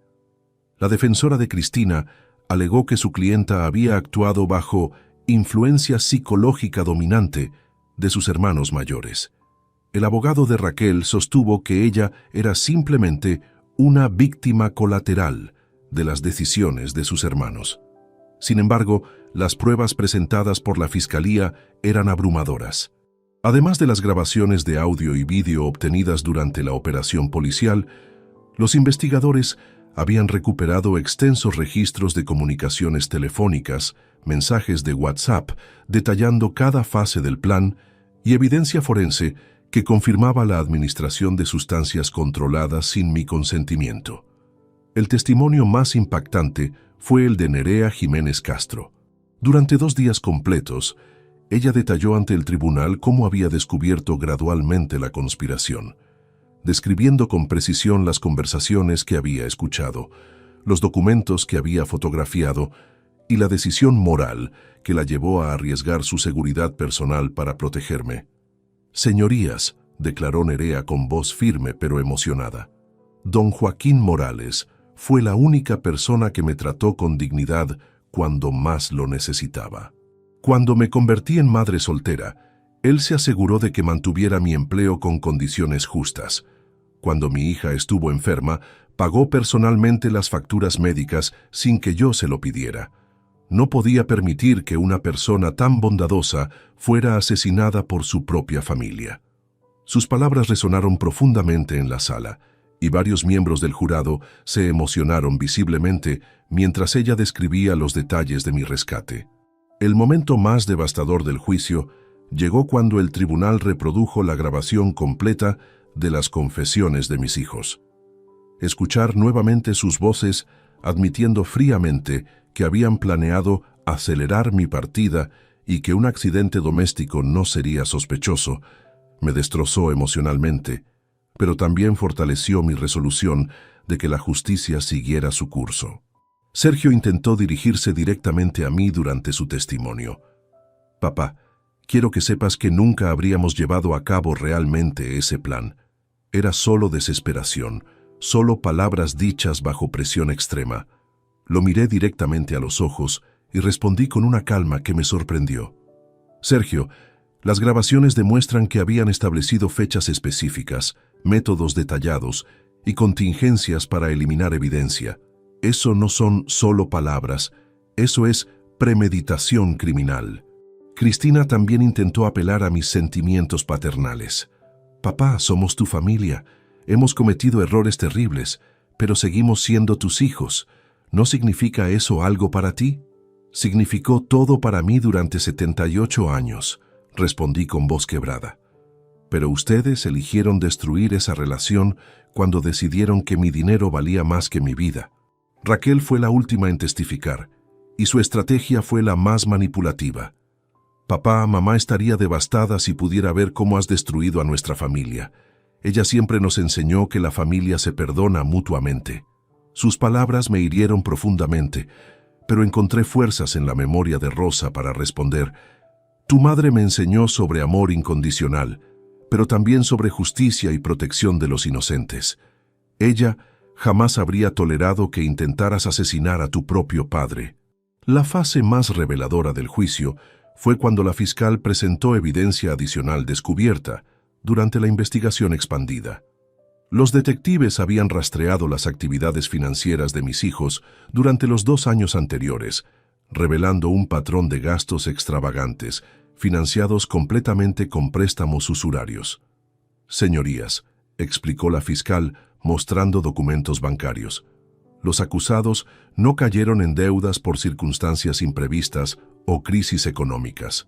Deliberadamente adoptaron estilos de vida insostenibles, financiando lujos con dinero prestado a intereses criminales, sabiendo desde el principio que no podrían devolver esas cantidades con sus ingresos legítimos. Las facturas presentadas como evidencia pintaron un retrato de irresponsabilidad financiera sistemática. Cenas en restaurantes de lujo que costaban más que el salario semanal de trabajadores promedio, compras de ropa y joyas por miles de euros, vacaciones internacionales financiadas completamente con créditos usurarios. Desde el momento en que contrajeron estas deudas, continuó la fiscal, los acusados sabían que su única esperanza de solvencia era acceder al patrimonio de su padre. La muerte de su madre en 2021 simplemente aceleró su cronograma criminal. El testimonio del investigador financiero fue especialmente damaging para la defensa. Según nuestros cálculos, los acusados habrían necesitado trabajar durante 47 años sin gastos personales para pagar sus deudas con ingresos legítimos. La eliminación de su padre no era una opción desesperada de último momento, era su plan financiero desde el principio. Miguel Fernández, el Navaja, también testificó desde la cárcel, proporcionando detalles adicionales sobre las conversaciones que había mantenido con mis hijos. Su testimonio, aunque claramente motivado por el deseo de reducir su propia sentencia, confirmó que Sergio había propuesto específicamente la solución permanente del problema, cuando las primeras tentativas de obtener mi dinero voluntariamente habían fallado. Los Morales no eran víctimas inocentes de circunstancias, declaró Miguel con una sonrisa cínica. Vinieron a mí con un plan completo. Sabían exactamente cuánto dinero tenía el viejo, sabían cómo acceder a él, y cuando propusieron la alternativa más rápida, ya tenían todos los detalles resueltos. Durante los alegatos finales, la defensa hizo un último intento desesperado de generar compasión judicial. Los 3 abogados enfatizaron la tragedia familiar del caso, argumentando que el encarcelamiento de mis hijos me dejaría completamente solo en mis años finales. Sin embargo, la fiscal Vidal Ruiz desmanteló eficazmente esos argumentos.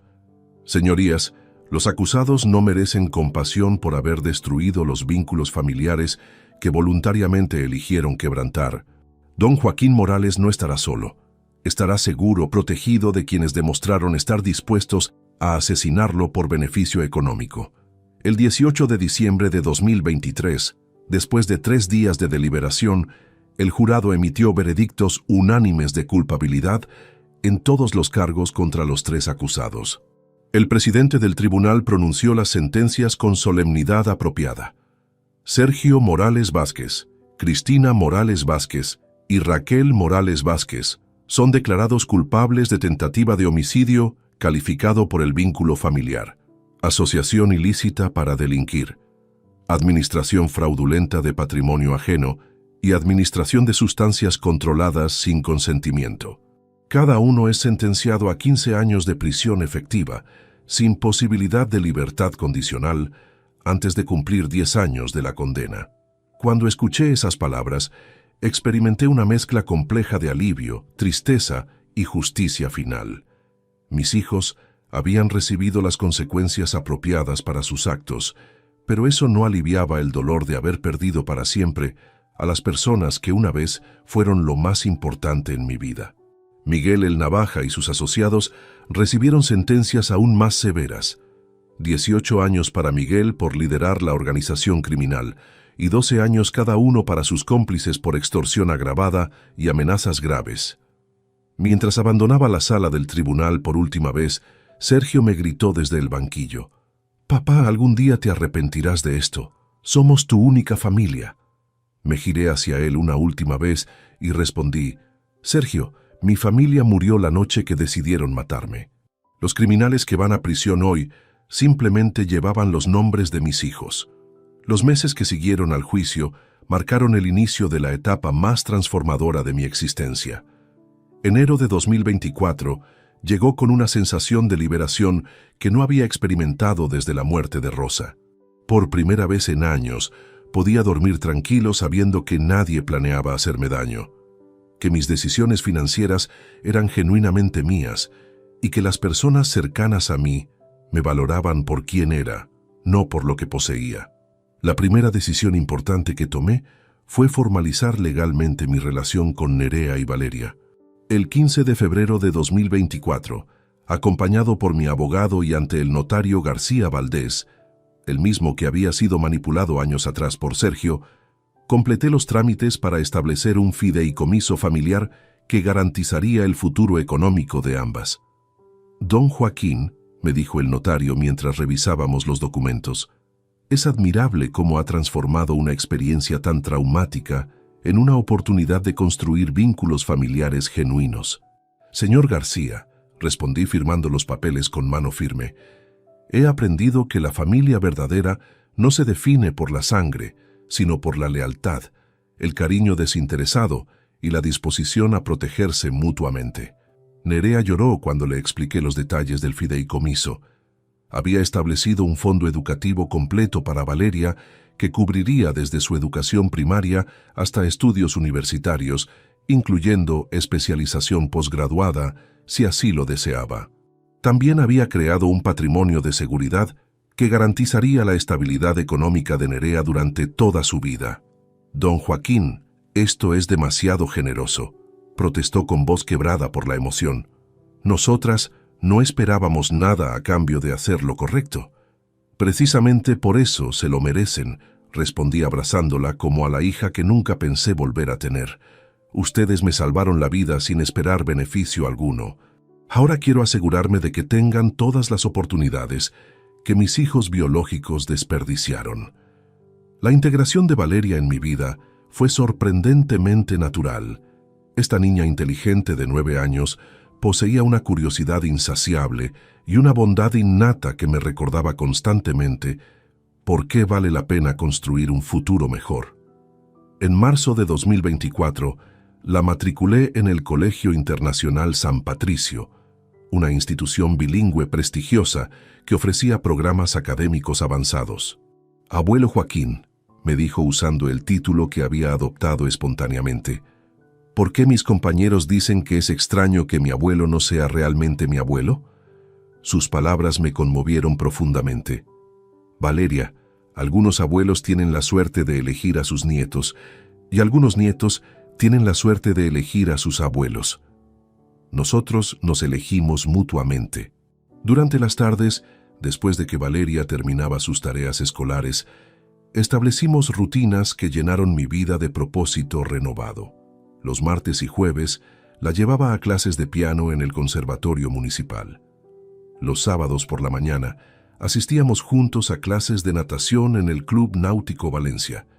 Los domingos, después de misa, visitábamos museos, parques o simplemente caminábamos por el centro histórico mientras ella me contaba sobre sus sueños y aspiraciones. «Quiero ser doctora como la que cuidó a mamá cuando estuve enferma», me confió durante uno de esos paseos dominicales. pero también me gusta mucho la música. Puedo ser doctora y pianista al mismo tiempo.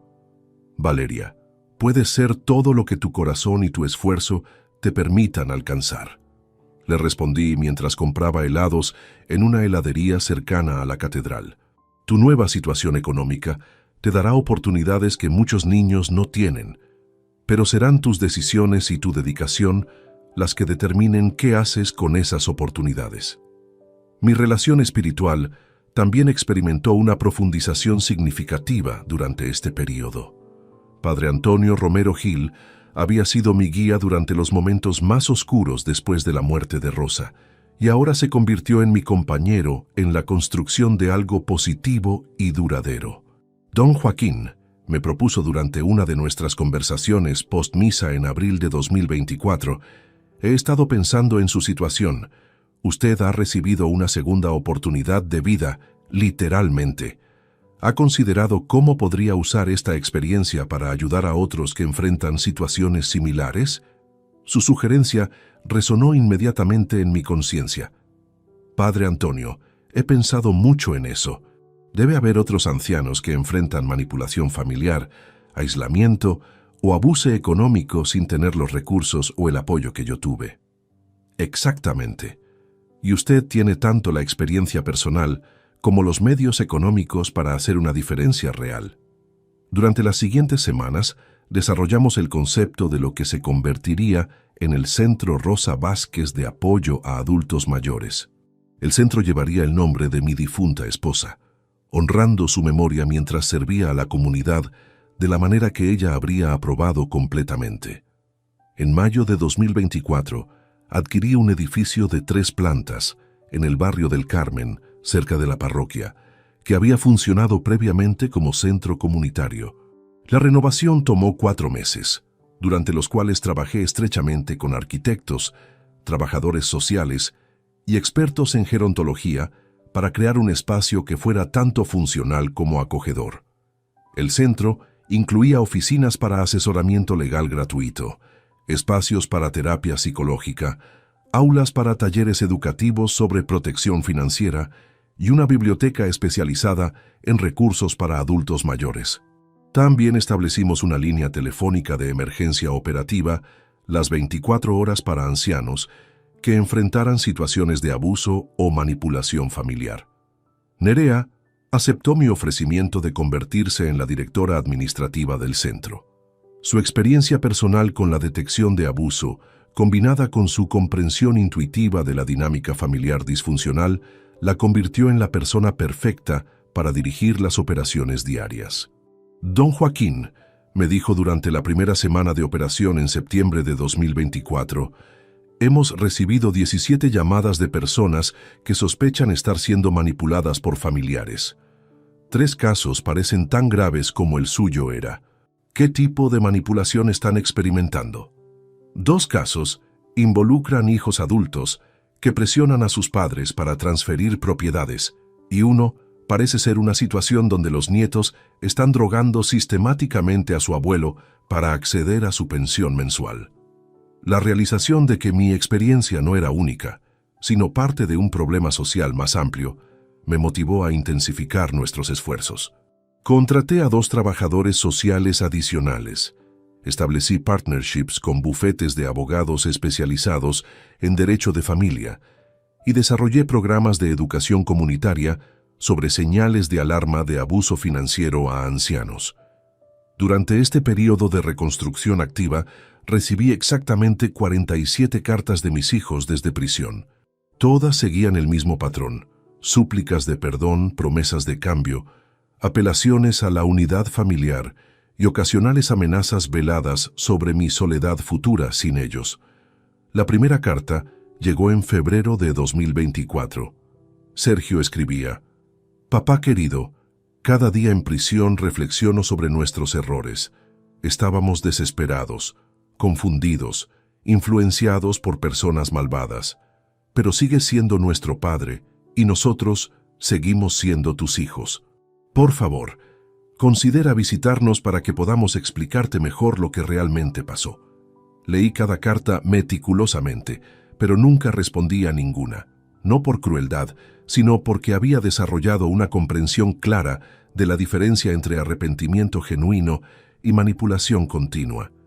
Sus cartas nunca incluían reconocimiento completo de la gravedad de sus actos, nunca asumían responsabilidad total por sus decisiones y siempre incluían justificaciones que minimizaban su culpabilidad. En octubre de 2024, Cristina intentó una aproximación diferente, enviando una carta que decía: «Papá, mamá se sentiría devastada si supiera que has rechazado completamente a tus hijos». Ella siempre creía en el perdón cristiano. ¿No crees que ya hemos pagado suficiente por nuestros errores? Esa carta me molestó más que las demás, porque utilizaba la memoria de Rosa para manipularme emocionalmente. Decidí responder, pero no directamente a ella. En su lugar, escribí una carta al capellán de la prisión explicando mi posición y pidiéndole que la compartiera con mis hijos si consideraba apropiado hacerlo. «Estimado padre González», escribí, «mi difunta esposa Rosa efectivamente creía en el perdón cristiano, pero también creía en la justicia, la protección de los inocentes y las consecuencias apropiadas para acciones graves. Perdonar no significa eliminar las consecuencias legales del crimen, ni requiere restaurar relaciones con personas que demostraron estar dispuestas a cometer asesinato por beneficio económico. He perdonado a mis hijos en mi corazón para liberar mi alma del rencor, pero eso no significa que deba exponerme nuevamente a su influencia tóxica o pretender que nuestra relación familiar puede ser restaurada». A finales de 2024, mientras escribía en mi diario personal, un hábito que había desarrollado como parte de mi proceso de sanación emocional, reflexioné sobre la transformación extraordinaria que había experimentado mi vida. Hace 1 año y medio era un viudo solitario y vulnerable, manipulado por sus propios hijos, viviendo en constante riesgo sin saberlo. Hoy, soy abuelo de una niña maravillosa que llena mis días de alegría, padre adoptivo de una mujer excepcional que arriesgó todo para salvarme, y fundador de una organización que está ayudando a docenas de personas en situaciones similares a la mía. El 23 de diciembre de 2024, exactamente 3 años después de la muerte de Rosa, organizamos una celebración especial en el Centro Rosa Vázquez. Habíamos ayudado a 112 ancianos durante nuestros primeros 4 meses de operación, preventing al menos 6 casos graves de abuso financiero familiar y proporcionando apoyo legal y emocional a decenas de personas vulnerables. Valeria, ahora con 10 años y floreciendo académicamente en su nuevo ambiente educativo, tocó piano durante la ceremonia. Interpretó Ave María de Schubert, la pieza favorita de Rosa, con una técnica y emotividad que habría hecho llorar de orgullo a mi difunta esposa.